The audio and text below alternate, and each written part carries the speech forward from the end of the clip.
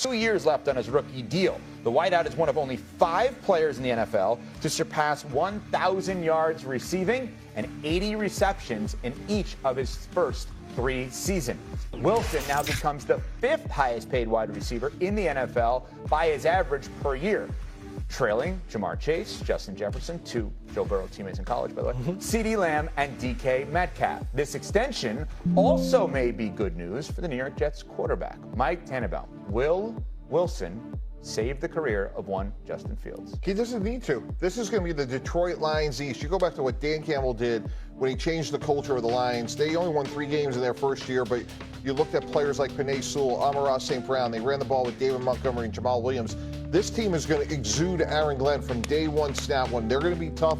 They may not have the highest ceiling, but when we talk about like the end of halves, when we talk about turnovers and penalties, all that will go in the right direction.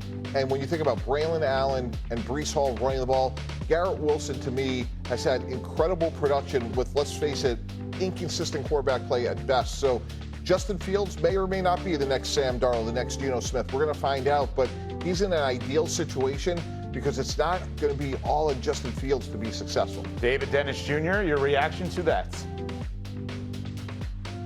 The Detroit Lions thing, we're going to pump the brakes. There's a little bit too much dip on the chip with the Detroit Lions thing, but I do think that the Justin Fields will have a better season. We may look at the Geno Smith of this, the Sam Darnold of this, because we know a couple of things.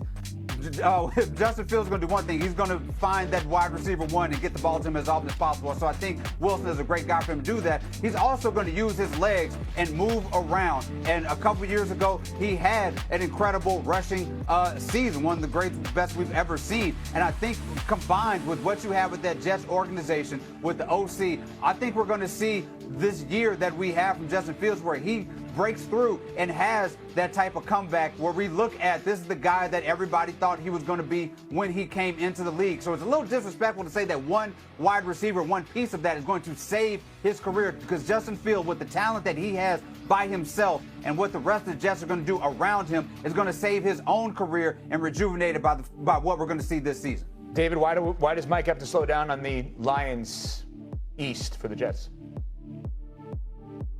Well, because the Lions are perennial NFC contenders now. I don't see that for the Jets. I think the Jets are going to be decent this year, but I don't see them as being a team that we're going to talk about in the AFC competing with the Ravens or the Bills or the Chiefs or somebody like that, maybe down the line. But this season, I'm not seeing that at all.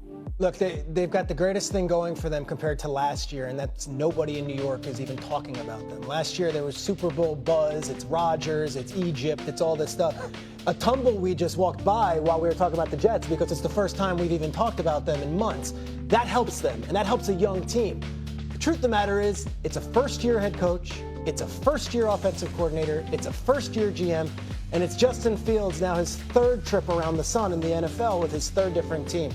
I think what Mike is saying is that they're building the blocks to what Detroit could eventually be, but I might even say pump the brakes on that. I don't know what any of these individuals can bring to the table because we haven't seen it yet. Is Aaron Glenn a great head coach? Well, he's handled the media well, and so far the cultural question seems to be amazing, that there's been no leaks whatsoever. Darren Muji's a first-year GM, first-year coach, and the offensive coordinator who comes from Detroit has never been tested to run a playbook like this. Right. But like to your point, Peter, look at the progress they made. We're not talking about Aaron Rodgers being aggrieved or how he was cut. Like that was like a million years ago. This is about a young head coach molding a team the way he wants. And if you go back to the first few months of Dan Campbell, when that program was in its formative years, same program. And I've been around Dan Campbell. I've been around Aaron Glenn. They're very similar guys. They're going to be tough, no-nonsense guys. Again, I'm not saying they're going to the Super Bowl and they have the high ceiling, but I'm telling you, if the 4 of us are talking in November and we're like, wow, we didn't see this team coming. They're under the radar. They may make the playoffs. The New York Jets went to the AFC Championship game, and one of them they went to the Super Bowl. This is the Bengals, guys. The Bengals. Like, if you have the Bengals winning 4 straight winning seasons, you have accomplished something. This has been a very good team around Joe Burrow. Yes, the defense fell apart last year, but in their worst seasons, they're 9-8. And don't forget, I mean, this is a guy that's failed to finish 2 of his first 5 seasons in the league due to injury. So it's not like, he hasn't been a part of them coming up short either.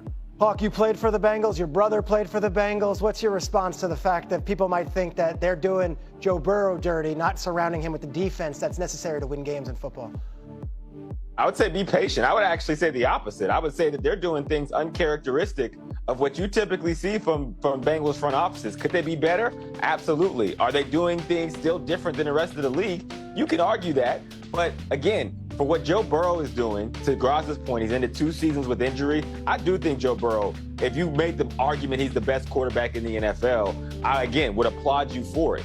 They've been able to say, hey, we're going to sign both of your receivers, and they've approached him more like a partnership than they have in the past. I was in the stadium with Carson Palmer as the quarterback, and I remember being a fan and the way that they approached that relationship. And they're doing it different with Joe Burrow, and I think that's a step in the right direction. Absolutely. You sign those 2 receivers to that money, you are investing in your quarterback. We're back here, and let's get back to our wake-up call this morning, and it is courtesy of Pacers dunker Johnny Furphy in the Summer League. If you're not familiar with Johnny Furphy, he's an Australian who played at the University of Kansas. He is now at the Pacers in the Summer League. And take a listen to this slam dunk. Xin chào tất cả các bạn đã quay trở lại kênh YouTube của mình. Mình hiện làm người làm video sáng tạo nội dung trên nền tảng YouTube nha các bạn. Mình sẽ sáng tạo những video hướng dẫn cắt dán cho các bạn này. Đây là những sản phẩm của mình đã cắt dán rất nhiều những sản phẩm của mình đây này. Mình sẽ giới thiệu cho các bạn cách mình tạo ra những video viral của mình nha. Đấy. Để tạo được những video đẹp hay chất lượng cho các bạn xem thì mình sẽ cần những dụng cụ như sau. Mình sẽ giới thiệu cho các bạn biết nha. Đây là giấy thủ công màu các bạn ạ, rất nhiều màu sắc này. Đấy. Nó có giấy màu vàng này, giấy màu xanh này, đây là màu xanh da trời nha các bạn này.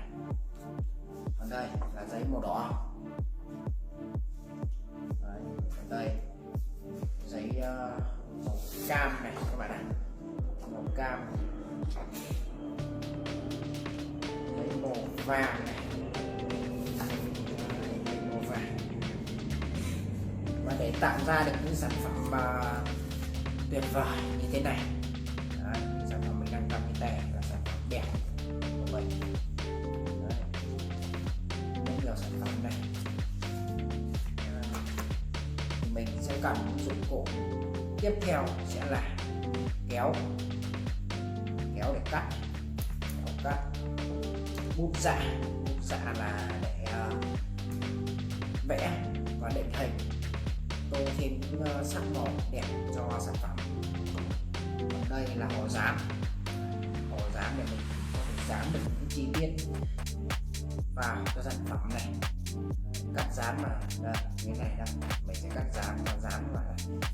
Đằng sau mình sẽ dán đằng sau vào kiểu như này. Đấy, mình sẽ cắt dán này, cắt rồi dán thêm điểm nhấn cho sản phẩm đấy. Và còn những dụng cụ